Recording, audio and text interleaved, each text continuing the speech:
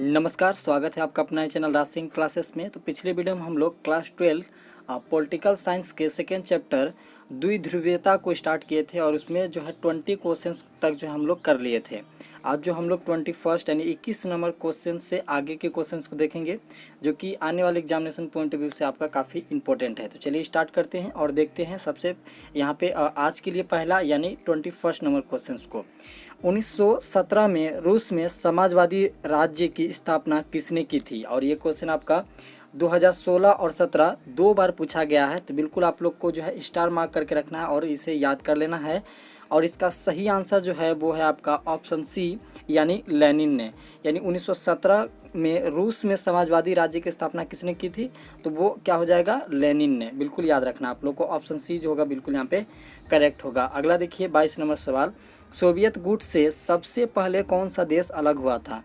Soviet जो है गुट से जो है सबसे पहले कौन सा जो है वो देश है जो अलग हुआ था? तो बिल्कुल याद रखना आप लोगों को। इसका सही जो आंसर है वो है आपका ऑप्शन बी यानी यूगोस्लाविया। यानी यूगोस्लाविया जो है सबसे पहले जो है सोवियत के गुट से जो है अलग हुआ था। बिल्कुल याद रखना आप लोग को, ऑप्शन बी बिल्कुल यहाँ पे करेक्ट है।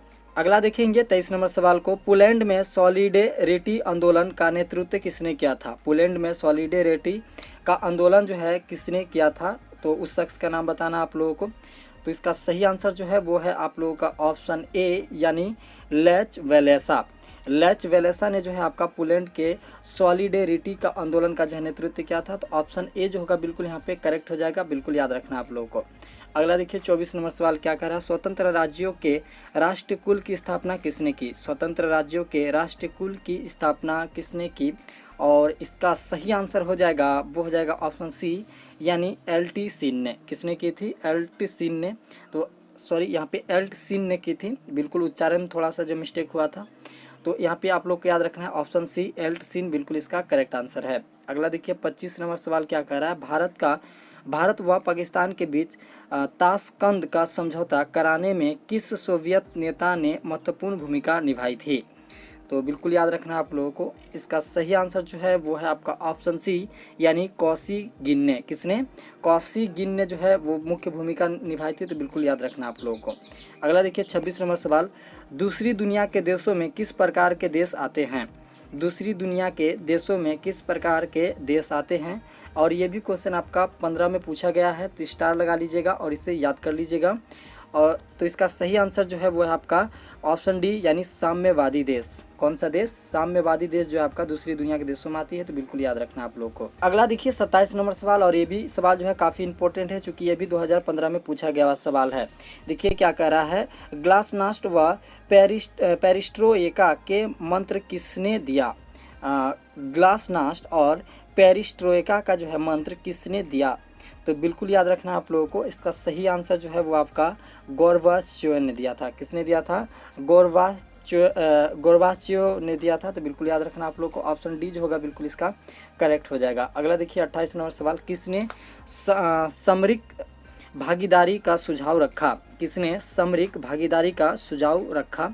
ऑप्शन ए है आपका अमेरिका राष्ट्रपति क्लिंटन ने। ऑप्शन बी में है रूस राष्ट्रपति पुतिन ने। ऑप्शन सी भारतीय प्रधानमंत्री वाजपेयी ने। ऑप्शन डी है आपका चीन राष्ट्रपति जेमिन ने। तो क्या होगा इसका सही आंसर? और इसका सही आंसर जो हो जाएगा वो हो जाएगा आपका ऑप्शन बी रूसी राष्ट्रपति पुतिन ने। किसने? रूसी राष्ट्रपति पुतिन ने रखा था। तो बिल्कुल आप लोग को याद रखना है। 29 नंबर सवाल देखिए, वर्षा संधि को सबसे पहले किस राज्य ने छोड़ा? वर्षा संधि को सबसे पहले किस राज्य ने छोड़ा था? तो बिल्कुल याद रखना आप लोग का। इसका सही आंसर जो है वो है आपका ऑप्शन सी यानी अल्बानिया ने। किसने?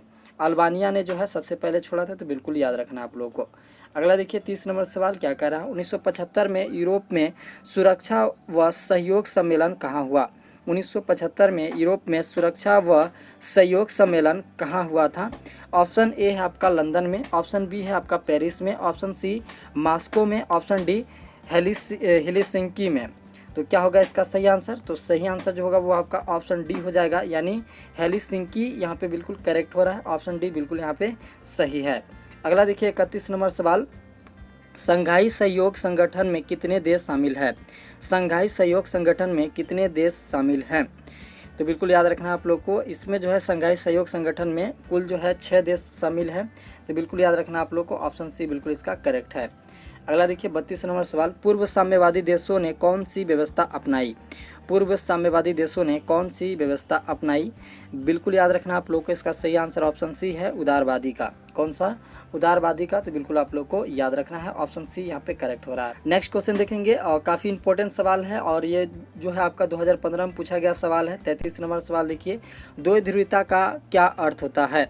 द्वैध्रुवीयता का क्या अर्थ है, क्या अर्थ होता है? एक ही बात है।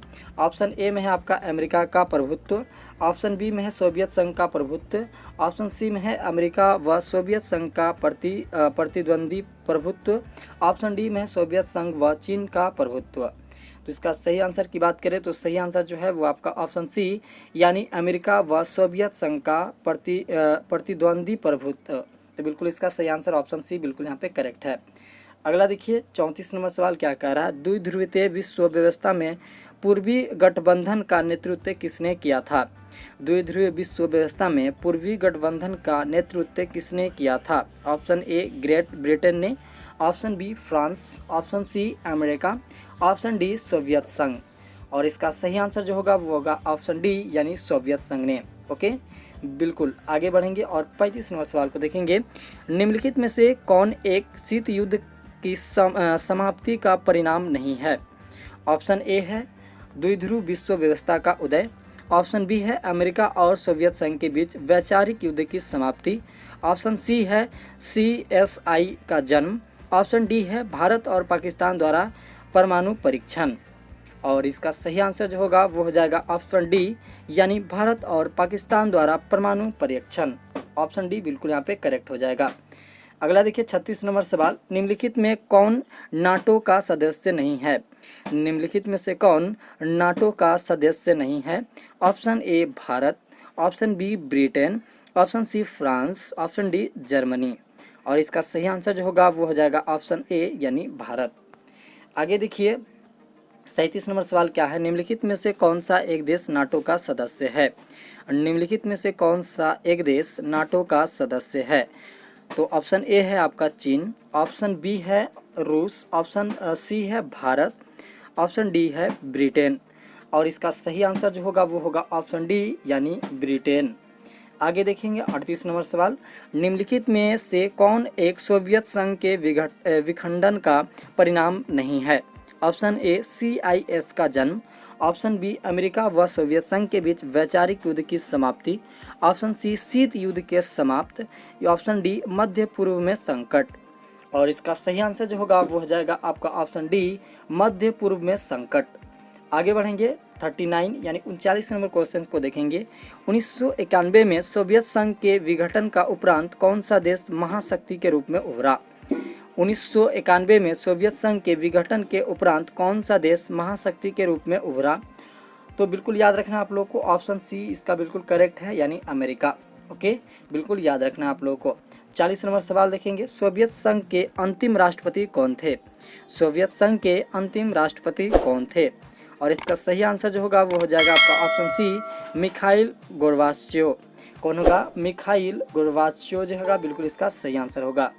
अगला सवाल देखेंगे 41 नंबर सवाल को, वन लाइब्रेटरी शीर्षक पुस्तक के लेखक कौन है? और ये क्वेश्चन आपका 2020 में पूछा गया है, तो बिल्कुल याद रखना है। इसका सही आंसर जो है वो आपका JS मिल है। क्या होगा? वन लाइब्रेटरी का शीर्षक पुस्तक का लेखक कौन है? JS मिल, बिल्कुल यहाँ पे सही है। अगला देखिए 42 नंबर सवाल क्या कर रहा है, मनुष्य स्वतंत्र उत्पन्न होता है किंतु सर्वत्र वह बंधनों में बंधा हुआ है, किसने कहा था? ये वाक्य जो है किसने कहा था? तो बिल्कुल याद रखना आप लोग को, ये वाक्य जो है आपका रूसो ने कहा था। तो बिल्कुल याद रखना, ऑप्शन सी जो होगा बिल्कुल यहाँ पे करेक्ट होगा। और ये आपका आज का अंतिम सवाल था। और आज जो है चैप्टर 2 जो है वो ख़त्म होता है। चैप्टर 2 से आप लोग इतना क्वेश्चन अगर कर लेते हैं तो जो है इससे बाहर कोई क्वेश्चन नहीं आएगा। तो बिल्कुल आपको सभी क्वेश्चन को एक बार अपने कॉपी पेन पे अच्छी तरह से लिख लेना है, ताकि एग्ज़ाम जब भी नज़दीक हो आप जो है एक झटके में जो है रिवाइज कर पाएँ। तो बिल्कुल अगले जो है क्लास में हम लोग नेक्स्ट चैप्टर यानी चैप्टर 3 को लेकर आएंगे। तो वीडियो अच्छा लगा हो तो वीडियो को लाइक कर दीजिएगा, चैनल को सब्सक्राइब कर लीजिएगा अगर अभी तक मेरे चैनल को सब्सक्राइब नहीं किए हैं। मिलते हैं नेक्स्ट वीडियो में, तब तक के लिए जय हिंद, जय भारत।